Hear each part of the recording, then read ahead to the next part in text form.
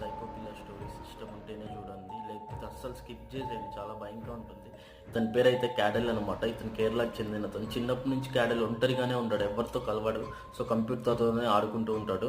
So ఒక 14 years తర్వాత అతనికి ఏమైందంటే ఒక ఆర్టికల్ దొరుకుతుంది ఆత్మల గురించి. అప్పటి నుంచి అది ఫుల్ ఇంట్రెస్ట్తో ఉంటాడు ఆర్టికల్ ఆత్మల మీద. సో అప్పుడు ఏమవుతుందంటే ఒక రోజు 2017 April 8th వాళ్ళ డాడీ వాళ్ళ చెల్లి టెంపుల్కి వెళ్తారు. సో వాళ్ళ అమ్మమ్మ ఉంటారు. వాళ్ళ అమ్మ దగ్గరికి వెళ్ళి వంట రూమ్లో, సో అమ్మ నేను ఒక యానిమేషన్ క్రియేట్ చేస్తుంది దాన్ని చూద్దురా అని చెప్పి పిలుచుకెళ్తారు. వాళ్ళ అమ్మ హ్యాపీగా వెళ్తుంది. వెళ్ళంగానే వాళ్ళ అమ్మ చూస్తుండగా వాళ్ళ అమ్మని గొడ్డలతో నరికి చంపేస్తాడు.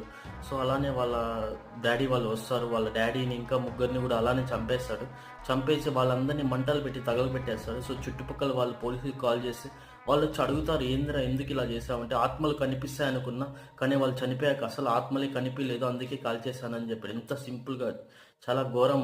Please subscribe to my channel.